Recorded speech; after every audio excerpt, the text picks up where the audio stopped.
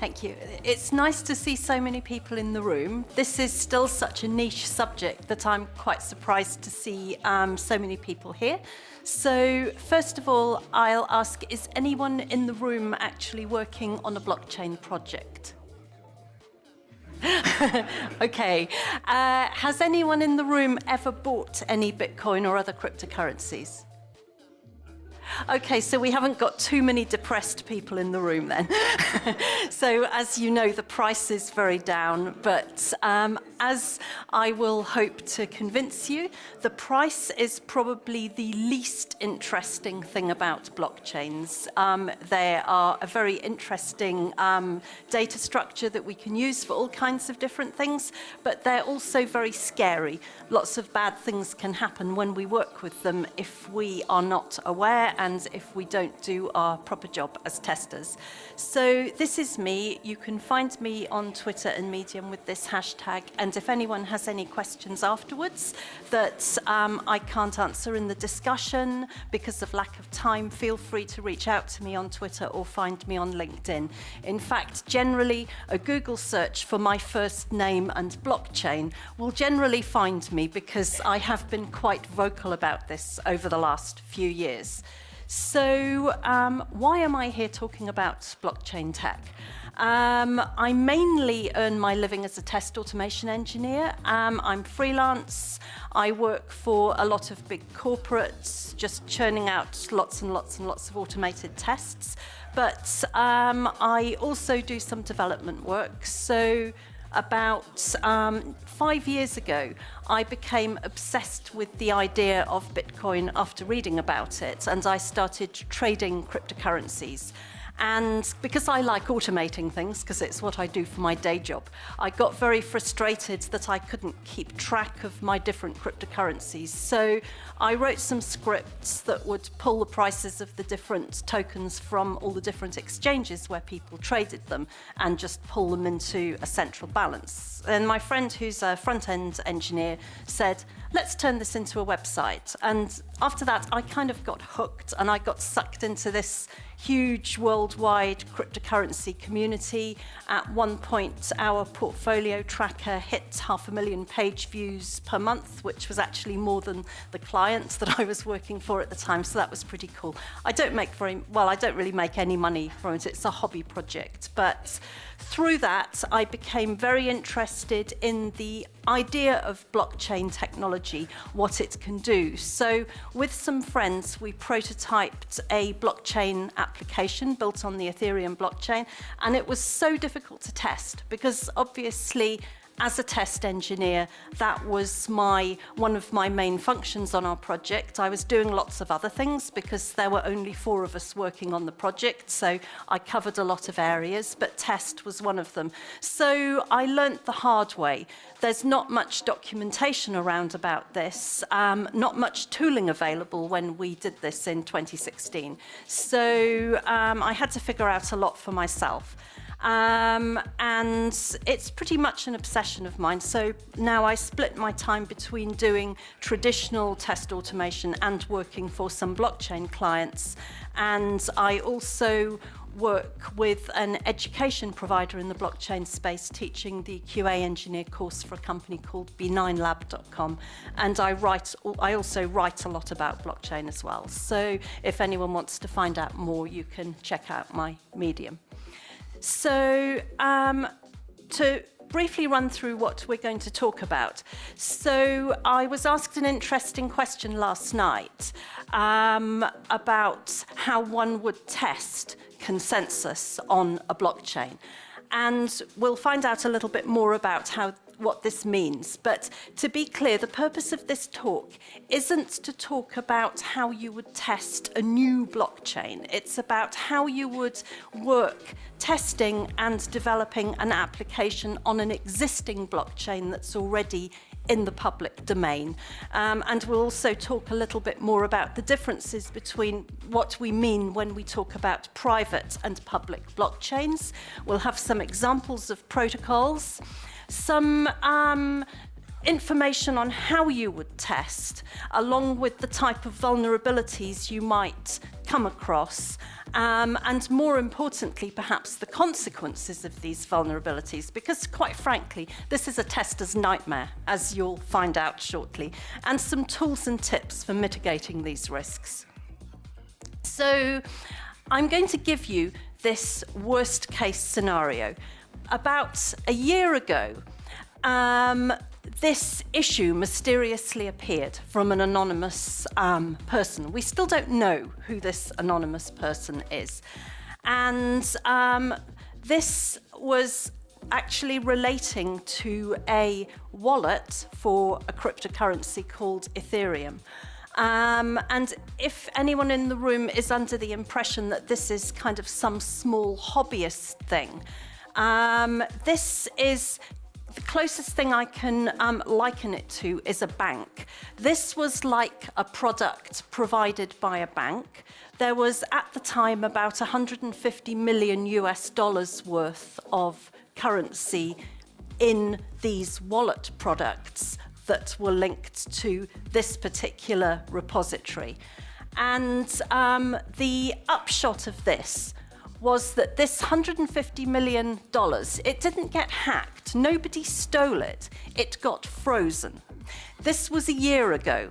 That $150 million worth, which actually now is worth about $15 million, which somehow makes it a lot worse, is still locked up in these wallets, and nobody can decide how to resolve this. Now, the team who produced this product are a very, very professional, highly regarded team with a lot of really famous computer scientists on it. They're not amateurs. But because, as we know, bad things can happen, bugs get missed. In a worst case scenario, if this happened and you were a bank, it would be really bad. The bank's stock might go down, but there'd be a way to fix it. You could roll back, you could patch, you could redeploy, and the problem would sort itself out. For reasons that we're about to discuss, for the testers and developers on this project, this was not a possibility. They woke up, they saw this issue, and they could do nothing about it. And the worst thing was, their code was running on thousands of computers all over the world with no way to get it back. All these people had money locked up in their accounts. There was no way to redeploy or fix it. And what's sort of even worse is that the bug that had caused it was there visible for the whole world to see. I mean, if you're a bank, you're generally not transparent, you're not open source. If you have an issue, you have a press release that goes out that kind of can minimize what happened and talk in very vague terms. But, you know, for the devs and testers on this project, the code was there. Everybody was pointing at it and going, how could they let it happen? And of course, as testers, we know the saying, there but for fortune go I. And these things happen. So I just wanted to, we'll come back to how exactly this happened later on, but I just wanted to outline why this is an entirely different paradigm from traditional testing and why we should be really careful with it. So first of all, why should we even care about this stuff? This is just fringe stuff, right, that a few people are kind of messing around with, that people are kind of talking about. It'll save the world, it's the next big thing. It certainly has been very, very overhyped. You can't use blockchains for a lot of the things that people seem to think you can use them for. But increasingly, people are taking this stuff seriously. And this is just a tiny number of the brands who currently have blockchain projects either live or in development. Now, make no mistake, most of these are not developed on public blockchains. They're using the same technology, but in a private context. But they're taking it really, really seriously. AWS just announced a new blockchain as a service offering just 3 days ago. IBM have 1,500 people working in their blockchain teams now. Deloitte have a department with about 1,000 engineers working solely on identity systems on the blockchain in Dublin. It's a big thing. So we should at least, even if we're not going to be working immediately on one of these projects, understand that along with machine learning, AI, and all the things that people talk about, IoT, robotics, it probably will form part of the technology landscape in some form within, not just within our working lives, but within the next sort of 5 to 10 years. So we'll go through some definitions quickly for people who haven't had any exposure to what this is. First of all, it's not magic. This technology can't do most of the things people claim it can. It's just a data structure. It seems crazy that people are getting so worked up about something that is just a type of data structure. So it has two prime features that differentiate it from your normal databases that you might have in the cloud or in-house. First of all, it's spread across many nodes. It can be thousands, it might just be a very small cluster. So one of its first principles is decentralization. Why is this important? Well, from a security point of view, think about, when I'm talking to less technical people than yourselves, I normally use the analogy of a Google spreadsheet. If you have a group of people that want to keep a record of something financial, in the past, they might have had an Excel spreadsheet on one person's computer. But these days, they're much more likely to have a Google spreadsheet where everybody can see the incomings and outgoings.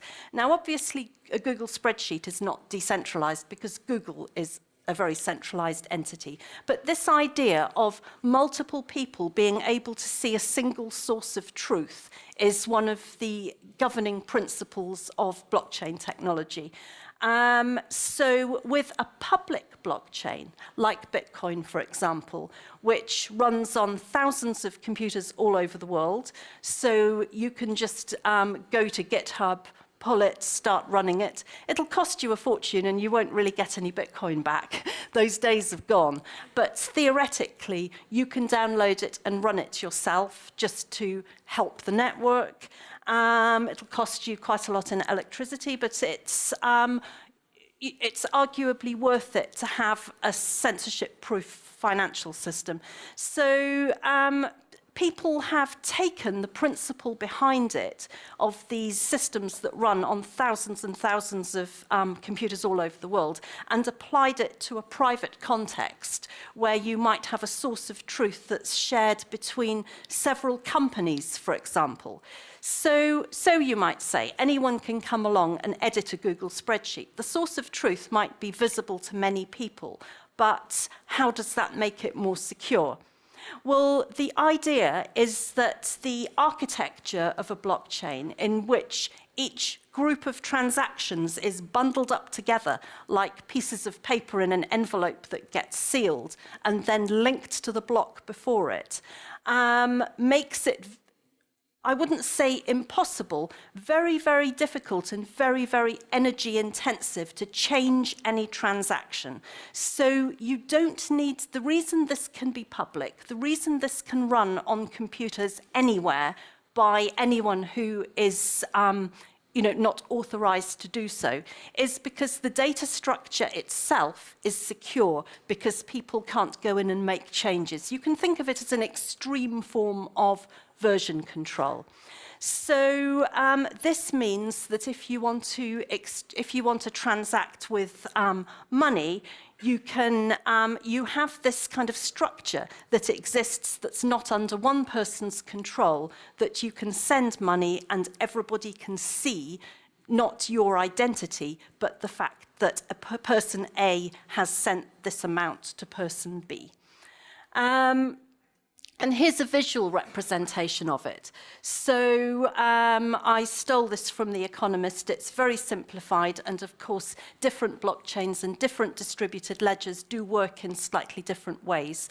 But the way it works broadly is you have however many transactions that person A has sent to person B, person C has sent to person D.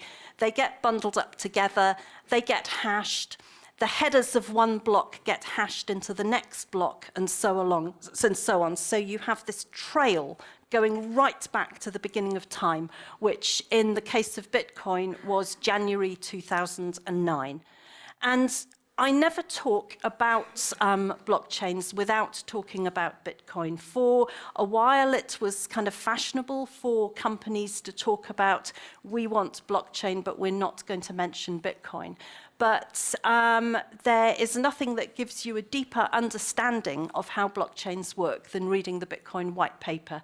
As we all know, the value shot up, it hit the headlines, it's right back down, but it doesn't lessen the interest in the technology, the fact that I could, if I had $1 million, I don't, I could send it to somebody across the world for just literally cents. And I don't have to trust an intermediary. I could just do that. And people do. There's transactions of millions of dollars happening every day. But you might think, why would we be interested in this if we're not interested in banking and finance? Well, within a couple of years of the Bitcoin blockchain becoming active, people started thinking, this data structure provides an immutable record of things. Maybe we can use it for more than just sending money backwards and forwards. So people started experimenting with the Bitcoin blockchain. But the problem is that although there is a tiny amount of space for attaching a message to a transaction to say, this happened, let's make a record of it. So, for example, you could have some kind of statement that I sold my house on this date to this person and hash it into the Bitcoin blockchain. A, there wasn't room to record anything but the smallest of transactions. And B, people who wanted to use the Bitcoin network were getting annoyed because people were just putting irrelevant things in just because they could, just for fun. And it was causing the blockchain to grow in size. We'll talk about blockchain size in a while, because this is one of the things that makes public blockchains quite unwieldy and quite unsuitable for lots of use cases. So anyway, people realized that they wanted to start using this type of data structure for something. So then people started launching other blockchains and other cryptocurrencies that would operate in the same kind of way, running all over the world, and people were rewarded for keeping these records. People talk about Bitcoin mining or Ethereum mining. It's not really, mining sounds good. It's really bookkeeping or accountancy, but that doesn't sound as glamorous or sexy as mining. So people didn't talk about Bitcoin accountants or Bitcoin validators. They talked about Bitcoin miners. So along came a network called Ethereum. And the idea behind this is that it is perceived as a giant virtual machine that runs in a decentralized way all over the world. And instead of just recording transactions, you execute code on it. Now, it is both an impressive and a slightly foolhardy idea. I think the Ethereum network as it is not sustainable, but it's one of those things that had to be built for people to find out the pain points and find out the vulnerabilities. And people are still releasing applications on Ethereum, and there are improvements in the pipeline that might make it more valid. So let's talk about a few of these use cases that people are using Ethereum and blockchains that are like Ethereum for. And it's worth mentioning at this point that it was about this point that other corporates became very, very excited when they saw the possibilities of this. But then they thought, hey, we don't need this information to be public all over the world. We might just decide to have something that works on the same architectural principles, but it's shared between companies or shared between governments. So the shipping example is quite an interesting one. A shipping container that comes from China to Europe will generate as much as 2 kilograms of paperwork. You can imagine what that looks like. And that is all things like customs agreements, bills of lading, and this comes about because companies don't trust other companies to send them the product that they've been promised. And countries don't trust companies, even companies in their own jurisdiction. They don't trust them to ship the right amount of things and pay the right amount of taxes. And then countries don't trust other countries necessarily. So we have this whole problem with layers of trust between organizations. So the idea of using a blockchain, sometimes people call these private blockchain-like structures distributed ledgers. The idea of having a distributed ledger is that you have this single source of truth that everyone who is interested in this can see and which can't be tampered with. So it's actually a really useful thing. And we can think of a traditional database where you need traditional security measures like firewalls, like heavily permissioned access and so on, as an example of something like an insect that has an exoskeleton, a very hard exoskeleton on the outside to help the vulnerable thing underneath it. But in the case of a blockchain, the security runs all through the application just by virtue of its architecture. So Maersk, the shipping company, and Samsung have both executed their first blockchain shipments. This happened earlier this year. The technology, just as people, the headlines are all about the price falling, development is proceeding to the extent that a lot of these things are now live, not just in the financial world, where it's also worth mentioning that the Italian banking system has been conducting an extensive blockchain trial where they recorded all of their retail banking transactions for 3 weeks, which were millions of transactions between banks on a blockchain as well, shared between the banks just to see what happened, and it was a huge success. But in terms of distributed data for IoT, people are looking forward to a day when blockchains might be able to scale to the point that they would be used for authenticating data so that you'd be able to have something like a smart oil pipeline that everybody around the world could, if they wanted, submit local weather data from their Fitbit, from their car or whatever. That data would be time-stamped to make sure it hadn't been verified, to make sure that it hadn't been incorrectly verified. And then the oil pipeline would be able to automatically divert oil to wherever it was needed in the world, instead of people at the moment running software packages and deciding where the oil needs to be routed to. Similarly, there's an interesting project which was run in Brooklyn 2 years ago, and where there's an equivalent project now live in China, where households on the sunny side of the street were able to sell their excess solar power to their neighbors, or in the case of China, the Chinese project was wind power. Now, you'd never do that without automating it, but by using smart contracts running on a blockchain, they were able to ambiently just transfer the power and pay for it without the payments having to go through a banking system and cost lots of money, and nobody could argue that the wrong amount of power had been sold.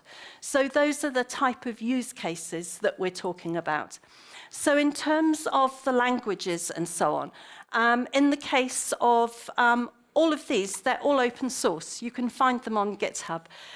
The languages that tend to be used, if you know C++, you're in for a win because that's what Bitcoin's written in. Ethereum has this most horrible language called Solidity, which is it shares some attributes with JavaScript, but it's like see Solidity, you'll see what I mean. It's just awful, and that's one of the reasons there are so many bugs with it.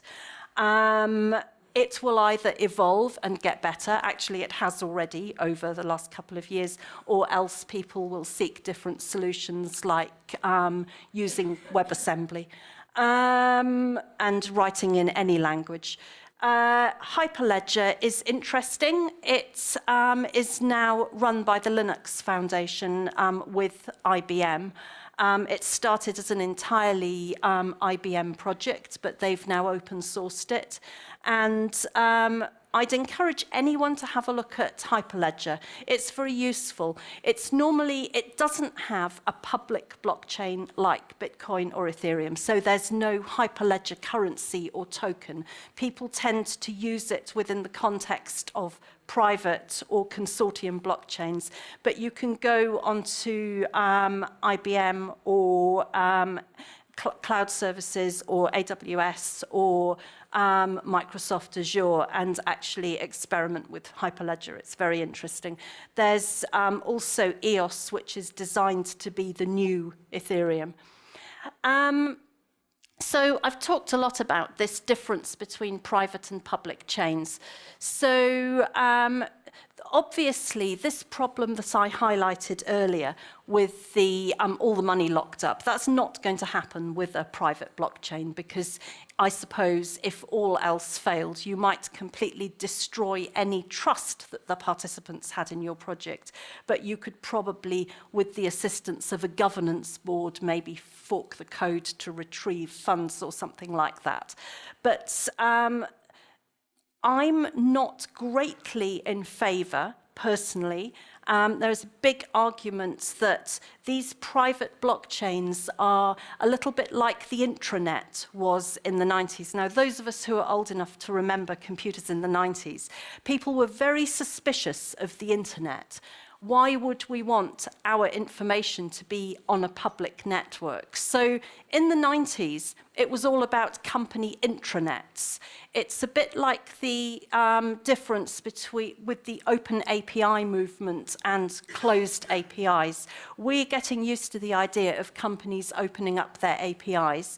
In the 90s, it was a matter of waiting for companies to see the value of publishing content on the internet instead of keeping it behind a walled garden in intranets.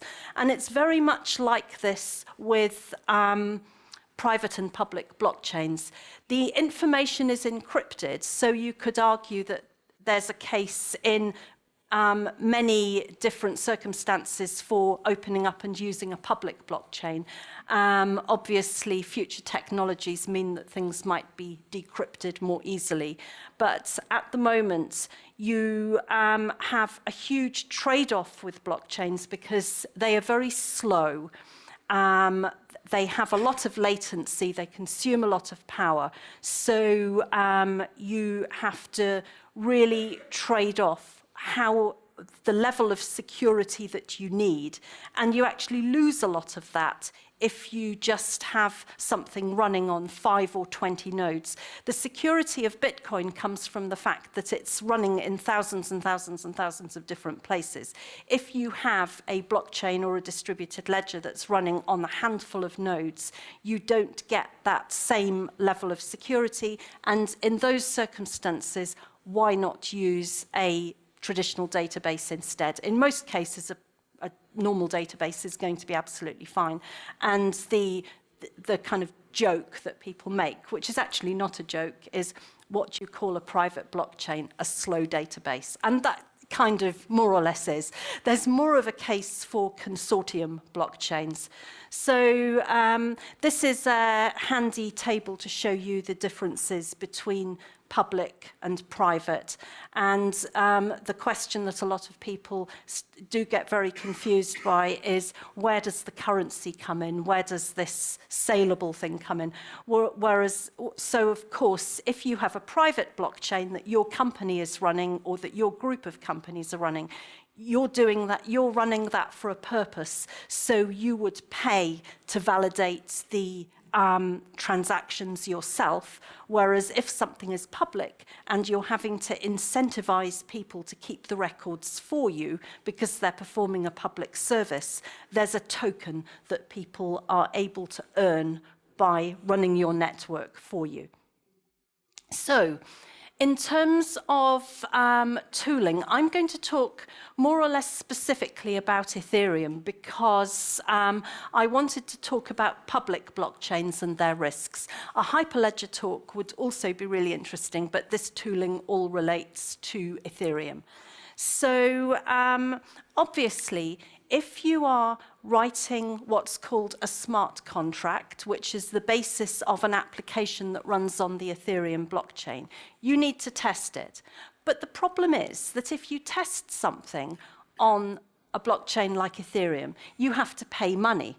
And you don't know how much money. We'll come to that in a minute. That's that's an entirely new paradigm for testers. So obviously, also, if you're writing a contract and deploying it and it's not ready to go to production, you don't want to push it out onto the live network because the block explorers are public. When I say block explorer, because the blockchains are public, people have been able to come along and write HTML pages on top of them with functions that just record all the latest transactions that appear. So if you deploy something as a test, you know, the Ethereum blockchain is just littered with people pushing the tutorial examples. I don't know what percentage of the Ethereum blockchain actually consists of people running the Metacoin contract, which is one of the widely used tutorials out there, but I actually suspect it's really high.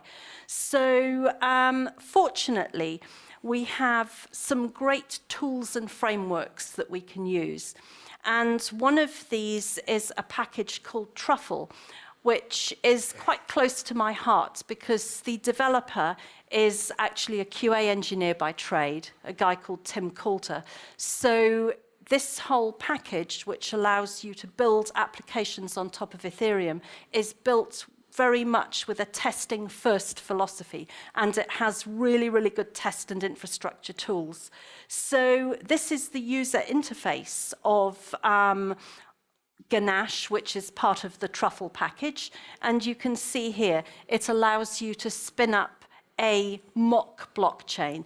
This isn't going to give you lifelike conditions because it's just running as a mock, but it allows you to do things like run automation tests to prove that there are no bugs in your contracts and so on. It's not going to you're not going to be able to simulate performance with it, but you're going to be able to verify contracts. So it has a UI, it also has a client. It's got really useful things like if you think of your identity on a public blockchain, it's basically like using SSH keys. You have a public key and a private key. The private key you never reveal to anyone. And this particular tool gives you the same set of public and private keys every time so that you can run your tests reliably with the same identities. And it's got a config file so that you can specify what port to use and so on. And it's really, really useful for when you're doing your automation tests. So now we come to this idea of transaction fees. As testers, we're lucky. In the modern world, processing and storage is so cheap, especially with cloud solutions. Sometimes people argue that this is a really bad thing because it means that people can write really sloppy code and it can obviously lead to problems with the application in the long term. But then people aren't having to think expense first. So this completely changes everything. It's having to go back to a world where every line of code counts, because if something consumes too much memory or too much processing power, it might end up costing more than you're being paid to run it, or worst of all, it might mean that your function doesn't complete. So also, the Ethereum blockchain is littered with examples of half-completed contracts that stopped because somebody wrote a loop that cost X amount every time it ran. And to stop the network becoming DDoSed, the transaction fees protect against this by making every transaction cost something so people can't just spam the network. But you very quickly run out of the maximum cost of fee per transaction if you're not really careful. So along with basic things like the mock that I've just shown you allows you to estimate the fee that you would pay on the live network. You also have useful resources like Ether Gas Station, which shows you the current estimation on the live network. But you can't really tell what's going to happen. And in fact, there were many startups that were premised on the Bitcoin blockchain costing a fraction of a cent to transfer funds initially. So people thought, great, we'll launch a startup where people can watch a video or read a paragraph of a blog post and get charged a fraction of a cent. Well, transaction fees rose so rapidly that it either put them out of business or they had to use other blockchains. And similarly with Ethereum, whole companies have had to reassess what they're doing because the cost of the transaction fees rose so much. So here's an example of what it would cost you. So you have to sit there thinking, does this make sense? Not only will this transaction go through, but should I have a conversation with the product owner, with the business analyst, because it means that their business case doesn't make sense anymore. So the cost of a transaction becomes an integral part of testing, and we don't normally have to worry about this. So what does one of these mysterious contracts look like? This is Solidity. I told you it's horrible. Without going too much into the code, this was actually not a real example. It was deployed to the Ethereum blockchain, but it was deliberately designed as a honeypot on a tutorial course that was put up there. And the vulnerability here is the location of that balances message sender. So just to talk you through briefly what's happening, this is kind of like a mini bank. Its only function is to allow people to send funds to an address, to a location on the Ethereum blockchain, then be able to withdraw them by matching their private keys to that address to make sure they can withdraw it. So that's all it is. It's a honeypot because it is a collection of money that people might want to hack for a challenge rather than for real. So the vulnerability is that function call just above the bit in red. And the problem really, a lot like Alexander talked about in his talk, we have external dependencies.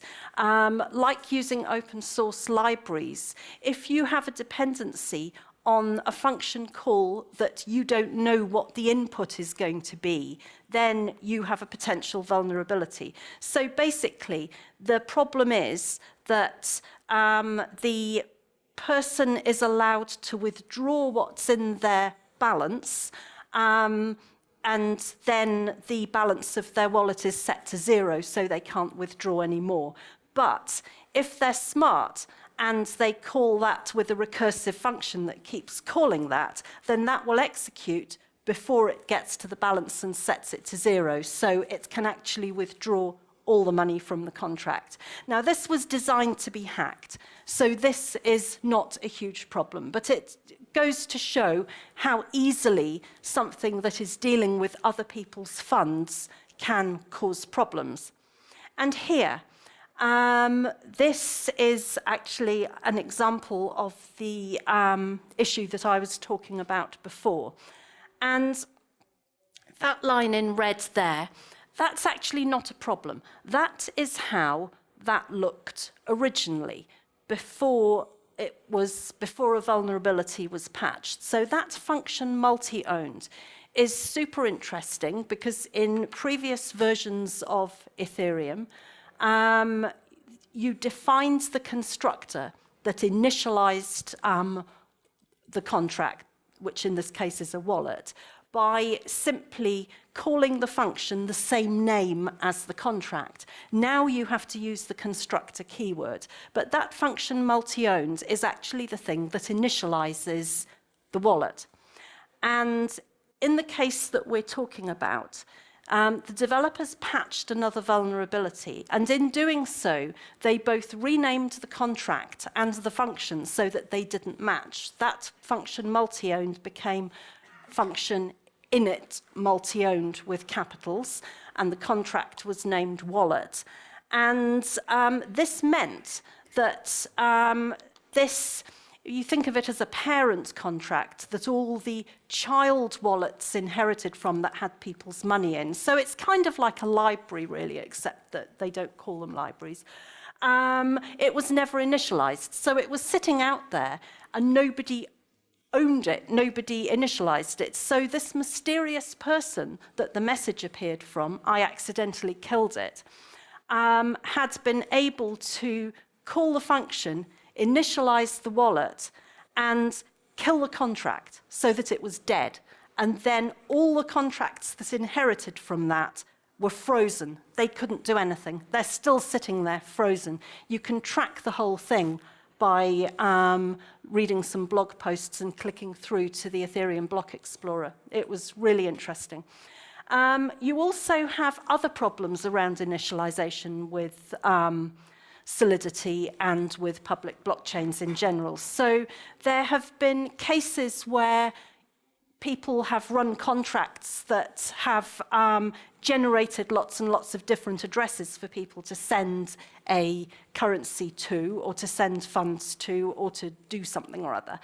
And you do that by having a parent contract that spawns lots of different addresses. But then, if you, in the user interface, display this address before this contract has been mined and validated on as many of these nodes as it needs to be agreed, it might not get mined in time. So then somebody could say, for example, it is a wallet where people want to keep funds. People would go, great, that's the address that I'm going to send this to. I can put this on my clipboard. I can send funds to it, but it doesn't exist yet. And then it won't wait for that address to exist. It will just fail, and the funds will go into a black hole. So you have to think, it's not like executing a script, which is sequential. It's kind of asynchronous, but to an absolutely crazy extent asynchronous, because you don't know where things are getting validated and when. You have absolutely no control over it. So this is something that really has tripped people up before, displaying addresses before they exist. So we've had people losing cash forever, we've had people with cash locked up forever. Having said all of this, lots of people do interact very successfully with public blockchains, but as testers, we have to think about the worst case scenario. The other thing is that if you're thinking in terms of a decentralized application, it's about a lot more than just a contract. So let's think about a concrete example. One of the use cases that people like Ethereum for is things like prediction markets. So you might want to bet on the outcome of a political event or the outcome of a sports event. You might want to go online and say, I think this will happen. People counter bet against you, and then you can have the result being gained from result being derived from some oracle and an automatic payout. So normally these kind of betting and prediction markets are done in a centralized way by somebody who runs a whole load of databases and then validates that something happened. People like the idea of blockchains for this because they can work completely independently. You might just decide to put a bet on that it is going to rain in your town today, and somebody else might be stupid enough to counter-bet against that without anyone having to approve the bet. And then, according to whether or not the meteorological service API says it has rained, the person who bet for rain would get a payout. So these things look and feel exactly like a normal application, except that you are sending cryptocurrency usually, if it's some kind of money-related thing. But to all intents and purposes, a decentralized application to the end user might look pretty much like any web page. And it's quite strange that apart from the big hacks and problems that I've just mentioned, and it's worth noting that it's not that the blockchains themselves have been hacked, it's the layer on top of them that has. You have had a surprising amount of amateurishness just in the user interfaces of these things that sit on top of the contracts. So this was another, this was 170 million US dollars that was withdrawn from a cryptocurrency exchange. And bearing in mind that this exchange had hundreds of millions of people's money, they actually validated how much people had in their wallets on the client side. So somebody just sat there with Chrome DevTools open, re-verifying every withdrawal and ended up draining 170 million because there was no back-end validation. I cannot quite believe, in fact, it was so ridiculous that a lot of people assumed that it must have been an inside job. It actually wasn't before I get done for libel by BitGrail. It was just sheer incompetence.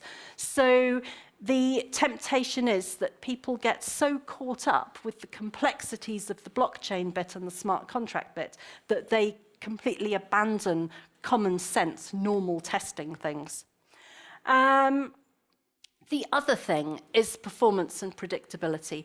It was slightly concerning that some recent survey of management who'd been oversold the idea of blockchains thought that it would speed up their processes. Whatever else they are, blockchains are not fast at all. You have to use them only where you need to solve this trust problem, not just for storing large amounts of data, and certainly not for trivial things. Now, this graphic, for people who can't read the line at the bottom, the y-axis is showing confirmation times on the Ethereum blockchain. And that huge spike in, which is minutes, not milliseconds, which gives you an idea of the kind of slowness that you can get on public blockchains. So it's 10,000 minutes, not 10,000 milliseconds. And that shot up so horrifically, I'm now going to break the rule of every single blockchain talk and mention CryptoKitties, which means that everybody with a phone will immediately start looking at this game called CryptoKitties, which was a trading game where people could generate cute cartoon cats. And it was sold as the most successful Ethereum application of all time. And literally, thousands and thousands and thousands of people started selling these cartoon cats to each other. And in the meantime, there were companies trying to do serious business, trying to transfer millions of dollars worth of value. There was one company that was trying to launch and trying to raise funds for its launch. And they actually had to push back this hundreds of millions of pounds worth of launch because the network was jammed up with cartoon cats. You just couldn't make it up. And I would recommend you look at CryptoKitties because it's fun. But apart from the funny aspect of that, it's meant to drive home the idea of what happens when you lose control of what is essentially the back end of your application. Because a decentralized application is like a normal application, except that the blockchain is taking the place of your databases, and it doesn't belong to you. It's out there. You can't control it. So just a few words about tools. We've had a look at Truffle. The Open Zeppelin libraries are amazing. If you include those libraries, they will detect, they won't let you deploy with known vulnerabilities. It doesn't mean that you still don't have to do a lot of manual testing, but it's a very good safety-first approach. Obviously, you can't really automate tests even on the public testnets. A word about testnets. We've talked about mock blockchains. Testnets are simply, they're where the developers working on the core code for a public blockchain deploy the changed code first so that people can test things on it. So as I just said, the back end is completely out of your control. But if changes happen to it, it is your responsibility to make sure that your application works with the changed code that might or might not fit with your release schedule. So it's a constant monitoring and keeping up job. The testnets obviously don't replicate exactly the live networks because you have test Bitcoin and test Ethereum that you can use on them, but they're not worth anything. So you don't get thousands and thousands of people running them. It's better than running it locally because obviously you have quite a few nodes that you can test on, but it's very variable at any given time. So that's why you get people running tests against local nodes, and that's why, as happened to me, you deploy something which just works amazingly, it's all really smooth, and then you deploy it against even the test net, and you're sitting there looking at the spinner spinning for 1 minute, 2 minutes, 3 minutes, thinking, oh my God, nobody is ever going to want to use this application, ever. Truffle is amazing. If anyone is interested in using Truffle, it really is just as simple. You can set up the framework for a decentralized application just with like 1 or 2 lines. I would encourage you not to do this first.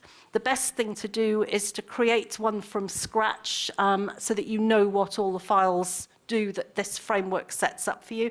It's a bit like if you set up a Vue.js project for the first time and it all gets done for you. You don't really know what's where unless you look for it.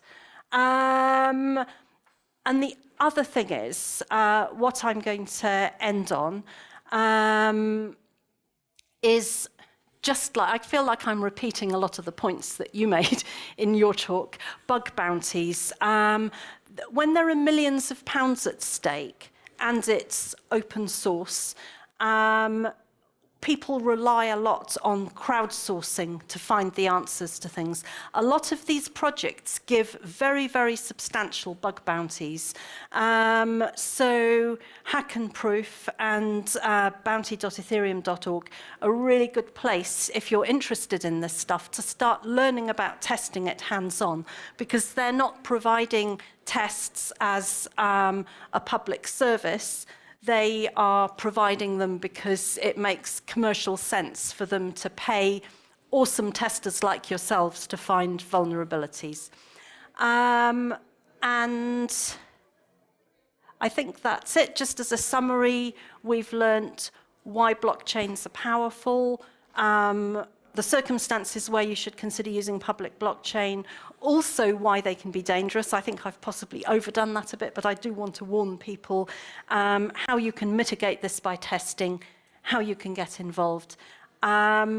That's more or less it. I just wanted to say spasiba to the organizers for asking me here, and very wonderful to visit Russia again, and also spasiba to all the people who were at the BOF session last night, which went on till, I think, 10. We had a great talk, and thank you all very much. Thank you. Thank you very much. Time for questions, please. Your hands.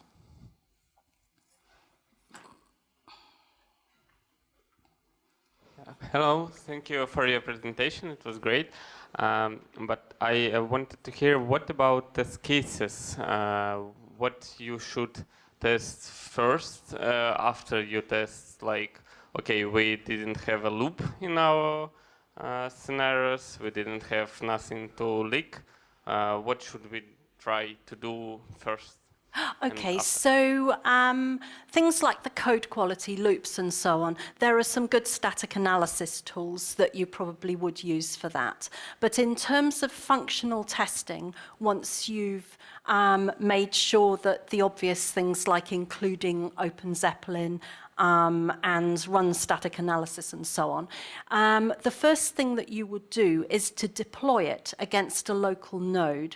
And then depending on whether or not there's a front end, you might test the front end.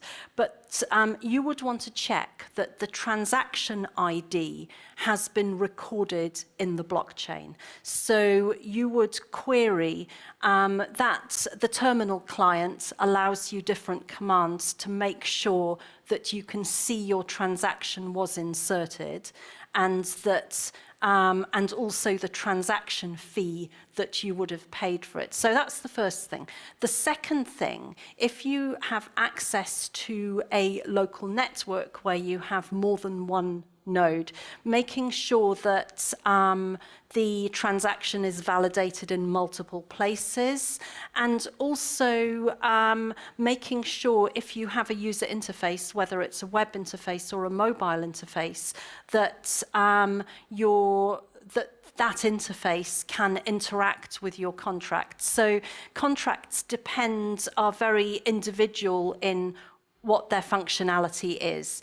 But I always tell people that in some respects, it's pretty much the same as testing a normal application. So if you're on a web page, you would have developer tools open, and normally you'd do something like make sure that the request had been sent successfully and that the response was correct and so on, except that depending on whether or not you are using an API to connect to the blockchain, which actually you shouldn't do because it negates all the decentralized things.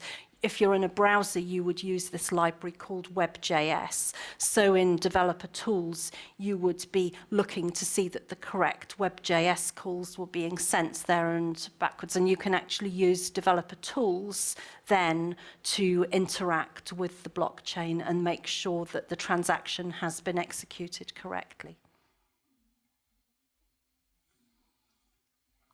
I have a question. Hello.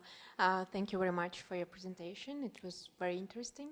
I wanted to ask you, what's your opinion on other public blockchains like Neo, NEM, Stellar?